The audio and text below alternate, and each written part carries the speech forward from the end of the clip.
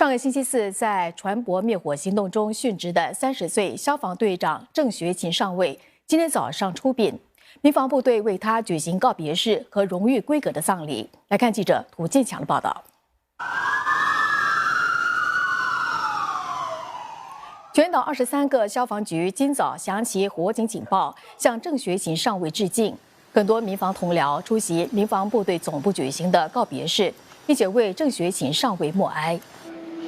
而在直落布兰亚湾的灵堂，民防人员为灵柩盖上胡歌旗，亲属在悲伤的氛围下送郑学勤上尉最后一程。